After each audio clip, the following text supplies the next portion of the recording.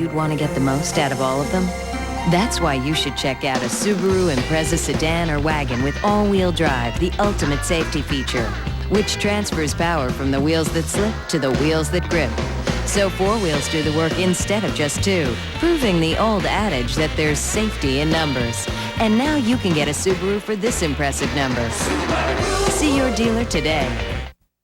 In the spirit of the Northwest, happy holidays from Channel 2. The catastrophe that did not happen. The airline hijackers had dynamite on board. The newest and deadliest of bullets. Police and politicians want them outlawed. And home health care that benefits the givers and the receivers. Our American agenda. From ABC, this is World News Tonight with Peter Jennings. Sitting in tonight, Forrest Sawyer. Good evening. In France today, they were beginning to realize just how close they came to disaster. The Islamic radicals who hijacked an Air France jetliner in Algeria were allegedly planning to blow up the plane in midair, along with all the passengers. The French commando team that stormed the plane and killed all 4 hijackers are being celebrated as heroes. But those celebrations are tempered by concerns about future safety. ABC's Jim Bitterman has more. The last liberated hostages from Air France 8969 finally arrived at their destination late this afternoon. And France today applauded the members of the country's anti-terrorist team who stormed an airplane to set them free. The 87-man commando unit called the GIGN was welcomed at the presidential palace and praised as heroes. No, pas du tout. No, the GIGN leader said modestly, that's a word that doesn't apply. The French bomb squad found evidence of how close an escape everyone had had. 20 sticks of dynamite were hidden aboard the plane, primed and ready to detonate. The hijackers apparently had no time to set them off. The French Interior Minister said the hijackers had been on a suicide mission and indicated they were planning to blow up the jet in midair, perhaps over Paris. And it was revealed that by a stroke of luck, when the anti-terrorist team stormed the Airbus, all 4 hijackers were gathered in the cockpit of the plane, away from the passengers. Only the flight crew was directly in the line of fire. The co-pilot managed to escape out a side window. He broke his arm in a 20-foot fall to the ground, but he was safe. The pilot was trapped in the cockpit with a gunman during their violent 10-minute battle against police. He escaped with only minor injuries. The bodies of the 4 terrorists were removed from the plane early this morning. Already they are being proclaimed as martyrs by radicals in Algeria. They were young members of the armed Islamic group, which is waging war with the Algerian government, which is supported by the French government. Experts say the group is almost certain to attempt further attacks against French targets. There is not much that can be done except trying to find a way out of the war. You sound very pessimistic. Well, I'm afraid it's only being realistic. Still, French government ministers gathered today to discuss what to do about this new threat. France may be boasting about its success against the hijackers, but there is also quiet alarm here at the danger they represent. Jim Bitterman, ABC News, Paris. And there was another violent attack on foreigners in Algeria today. 4 Roman Catholic priests were shot to death, 3 of them French, 1 Belgian. Algerian officials say Islamic militants similar to the hijackers may have been responsible. They have killed dozens of foreigners in Algeria since their uprising against the country's military government began 3 years ago. Still overseas, a senior U.S. diplomat has arrived in South Korea today en route to North Korea, where he hopes to win the release of Bobby Hall, the American pilot being held prisoner there. The State Department says it hopes the matter can be resolved quickly, which it says would keep relations between the 2 countries from turning even worse. Here's ABC's Barry Dunsmore. The picture of U.S. helicopter pilot Bobby Hall, released earlier today by the North Koreans, has been authenticated by the Pentagon. The Pentagon cannot tell if the picture purporting to show the wreckage of a helicopter is indeed the OH-58 which was downed. The U.S. does strongly deny the reconnaissance helicopter was engaged in espionage, which the North Koreans now charge. Also, for the first time today, the State Department linked Hall's release to the recent U.S.-North Korea nuclear agreement. The agreement that we have with North Korea projected improved relations between the United States and North Korea. We believe that one measure of those improved relations is how quickly they resolve this incident and return our pilot. Special Envoy Thomas Hubbard is expected to carry a stronger version of that message when he meets shortly with officials in the North Korean capital, Pyongyang. The recent U.S.-North Korean nuclear agreement traded economic and political benefits for the North in return for a freeze of its nuclear program. But that agreement requires support from the U.S. Congress. And it was made clear today from a leading Democrat that any support depends on what happens to Airman Hall. We have to make very clear to the North Koreans that the whole relationship and everything they have to gain from that relationship is in jeopardy if the airman is held.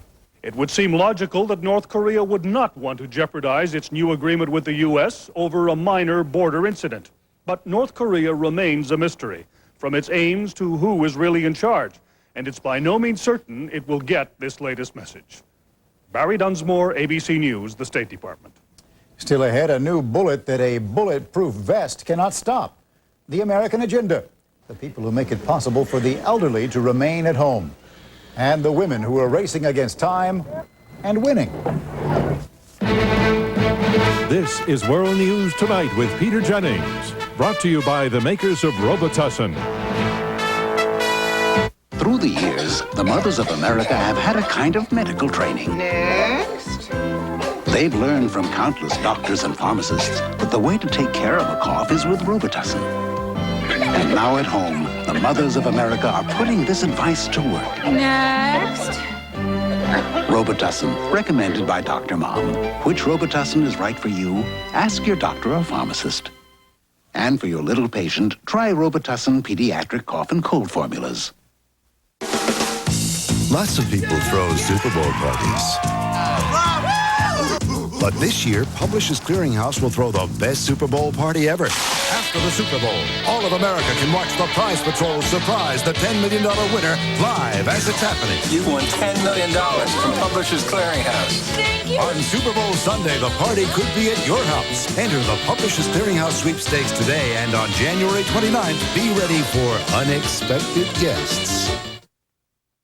There was quite an uproar today over two new kinds of very deadly bullets. Surprising in a way because the bullets are not yet available for sale, and almost no one has seen proof that they do what their manufacturer claims. But his claims are disturbing. Both bullets are designed to cause maximum damage to human beings, and one of them even penetrates bulletproof vests. Here's ABC's Mike Van Friend. The new bullets are called Rhino ammo. The manufacturer says he's not yet demonstrating them to protect his patent, but claims they are designed to explode like a grenade into thousands of razor-like fragments when they hit human tissue. We guarantee it will stop any attacker, no matter how big and how fast they're approaching you. The Bureau of Alcohol, Tobacco, and Firearms says it has not yet received the new bullets for testing, but that routine paperwork and bullet tests could be completed in less than a month. Then the public will be able to buy the new ammunition from any one of the nation's 250,000 licensed firearms dealers. The manufacturer says he has also developed another version of the bullet that will not be sold to the public. The bullet, called Black Rhino, is capable of piercing bulletproof vests. Each bullet has its own serial number and will only be sold to law enforcement. If it ends up in a bad guy's hands, I can tell you what good guy sold it to him. But today, the police chief of Washington, D.C. said he fears the bullets will get into the wrong hands. I can quickly tell you that this round will quickly fall into hands of the criminal element and will be used against us. In 1986, Congress banned so-called cop killer bullets capable of penetrating police protective vests. But that law may not apply to the Black Rhino because it is made out of plastic rather than metal. Today, one member of Congress promised to introduce new legislation to ban any bullet that can penetrate a protective vest. So the law that I'll be introducing, the first day we get back into session, January 3rd, will ban these bullets by their performance, not by how they are made. But the congressman's legislation would not ban the Rhino ammo, designed to be sold to the public. And in gun stores today, there were many customers anxious to know when they can buy the new bullets. Mike Von Fremd, ABC News, Atlanta. The strike that ended this year's baseball season moved today to a new playing field. Both sides filed complaints with the National Labor Relations Board, charging the other with bargaining in bad faith. If the players win, they hope to get a federal injunction against the salary cap that the owners unilaterally imposed on Friday. Medical news. A new study finds that women with the AIDS virus do not live as long as men. Researchers at the University of Minneapolis say they found no medical reason for the discrepancy. They say it may be that women wait longer before getting treatment, or they receive inferior treatment once they seek it out. In California, a woman and her health maintenance organization are at odds over who should pay for the birth of her baby. The HMO says she broke the rules. The woman claims the rules exist only to boost the HMO's profits. Here's ABC's Brian Rooney. Last spring, when Sarah Israel was in her 9th month of pregnancy, she took a brief vacation in Oceanside, California, and suddenly went into labor. As a member of California's second largest health maintenance organization, she went to the nearest member hospital to deliver her son, William. But 2 weeks later, Health Net sent a letter denying payment of the $5,000 medical bill. To my shock, they state, we are denying payment of your delivery. Thank you very much. Sincerely, Health Net. Health Net cited a clause in its policy saying it will not pay if a woman delivers her child more than 30 miles from her home clinic. Health Net said the consensus among its doctors is that women should not travel in the 9th month of pregnancy, and Mrs. Israel should have known she was days away from delivery. Sarah Israel says she didn't know about the 30-mile limit, and she says 30 miles in California isn't considered far. That means that a woman cannot shop or visit relatives without the fear or risk of losing their benefits. And the more that we thought about this, the more that we thought, this is insane. You know, that a health insurance company can absolutely rule your life. Israel's lawsuit seeks payment of medical costs and punitive damages. Other health maintenance organizations have policies governing care away from home, but Health Net's 30-mile limit seems to be the most restrictive. The Israels say they want to send a message that Health Net can't discriminate against women. If health insurance pays the bills when a man has a heart attack away from home, insurance should pay if a woman has a baby. Brian Rooney, ABC News, Los Angeles. Other legal news in Oregon today. One of the most controversial laws in the nation has been put on hold. In November, the voters of Oregon approved the nation's first law permitting doctors to assist terminally ill patients commit suicide. Today, a federal judge issued a preliminary injunction so that the court has time to decide whether the law violates the Constitution. On Wall Street, the Dow Jones Industrials gained 28 points today to close at 3861. Trading was slow. On the NASDAQ exchange, stocks gained 4 points. An unscheduled landing in a quiet suburb of Dayton, Ohio last night. A pilot who ran out of fuel tried to land his small plane on a street in Huber Heights, Ohio. The plane clipped power lines, hit 6 parked cars, demolished a mailbox, and scratched a garage before coming to a halt on top of a car in a driveway. The pilot was slightly injured and nobody else was hurt. When we come back, Boris Yeltsin on the Russian military's next move. Shop to win in the Discover Card Big Payback. That's what Cynthia Andrikovic did. She just won 50 grand in our weekly bonus prize drawing. You could be a winner too. Every time you use your card, you're automatically entered in the Big Payback. So keep shopping, because we'll be dropping more $50,000 bonus prizes before the ultimate $1 million grand prize. It pays to discover. The card with the Big Payback. I love working in the theater, and despite the arthritis that runs in my family, I plan to keep right on working. The Arthritis Foundation is working too to find a cure, but until they do, they've helped to create new Arthritis Foundation pain relievers. For pain relief we can count on, from nighttime discomfort to the pain of inflammation. And part of our purchase price goes to research, so we're helping others as we help ourselves. New Arthritis Foundation pain relievers, for pain relief you can count on. Remember when Sprint's fiber optic network just meant a great phone call? That was a pen? Today you'll find that same Sprint clarity and high-speed data transmission. Worldwide video conferencing, voice-activated calling. That was a pen? And wireless communications. Only one company lets you be there with all this technology right now. So in case you were wondering... Oh, a pin, that's the call? Yes, that was a pin.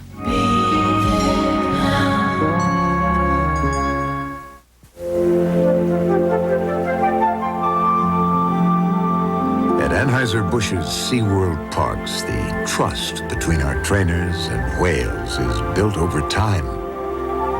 Every year, we introduce over 10 million people to the creatures of the sea. We're hoping to help make what's true of SeaWorld true of the people and animals of the whole world. At Anheuser-Busch, that's our pledge and our promise. I'm Chris Wallace. Tonight on Nightline, in America and England, they are children born in times of peace, but some say they are still casualties of war. Gulf War babies. Could there be a whole new set of victims? Tonight. In Russia today, Boris Yeltsin said the military will continue its assault in the region of Chechnya. He said the integrity of Russia is at stake. The Russian president also signaled a change in the military's targets. ABC's Gillian Findlay is in Moscow. Growing discontent over the war in Chechnya brought Boris Yeltsin to the nation's television screens for the second night in a row, explaining to Russians the battle is necessary to save the Russian Federation, but conceding it will have to be waged in a less bloody way. To save lives, I have given the order to exclude bombing that would make victims of Grozny's civilian population. The road to a political settlement is still open. Scenes like these of innocent people being targeted by Russian bombs have sparked outrage, both at home and abroad, and forced the Russian government to react. Rather than bombing Grozny into submission, the Russian strategy seems to have reverted to trying to seal off the city, hoping the Chechen leaders will then surrender. But 10 miles east of the capital, proof that it will not be as simple as Yeltsin thinks. For 5 days now, these Chechen fighters have prevented the Russian army from advancing on Grozny. If Yeltsin wants to talk, they say, it will have to be on their terms. What Boris Yeltsin showed today is that he's not prepared to pay the price of an all-out assault on Grozny. What he knows is that anything less could mean the war in Chechnya dragging on for a very long time. Gillian Findlay, ABC News, Moscow. In the Israeli-occupied West Bank today, another struggle over territory. Israeli troops removed dozens of Palestinians and some Israelis who were trying to block the expansion of an Israeli settlement onto this piece of land. The Palestinians say the land is theirs. An Israeli court says it is not. When we come back, caring for the elderly and infirm in their own homes, our American agenda. By the end of the week, 7 more lives will be saved. By the end of the day, 16 people who couldn't walk will. By the end of the hour, these special filters will help make 25,000 more gallons of water ready for drinking. And by the end of this message, 1 more premature baby will be protected. All of which is made possible with the help of a material we call plastic. This advanced technology helps to diagnose arthritis. But to effectively relieve the minor pain of arthritis, use this, Advil. Advil contains the #1 doctor-prescribed pain reliever in its class, in non-prescription strength. Advil works directly at the site of arthritis pain, and nothing's been proven to last longer. Advil, advanced medicine for pain. And now, relief is even closer at hand with a new Advil Easy Open cap. So a prize number worth millions of dollars arrives in somebody's mail. Yes, and as soon as the number's returned, you award the $10 million for American Family. That's the easy part. First, we've got to get the winner to return the number. Well, let's do it. Okay. And in 3, 2, 1. Ed and I urge you to enter the sweepstakes with our picture this week. $10 million can be yours this fast. Please get that number back to us, and I'll say you're a millionaire. What do you need when it's hours since lunch and you really want something, but not a huge something, but something that's good, that might make you feel great, that's zesty and zingy and quite frankly perfect? V8! With a full serving of vegetables, it might just make you feel better. My sister wonders why she still has gas after taking her Tums. Hello? Tums don't work on pressure and bloating. Mylanta Gas Relief does. Mylanta Gas has the best and only medicine for gas relief. Think she heard me? On the American agenda tonight, one of the most secure jobs in America and one of the most needed. More than 350,000 people are now employed as home health care aides, and that number is expected to more than double in the next decade. Two reasons. The percentage of elderly in the U.S. population is growing quickly, and it's much less expensive to care for somebody at home than in a hospital or nursing home. Our agenda reporter is Beth Nissen.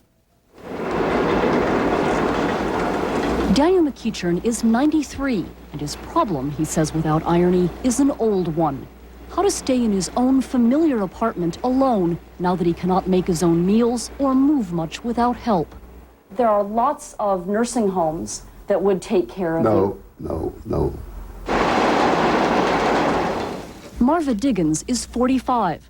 Her problem is also an old one.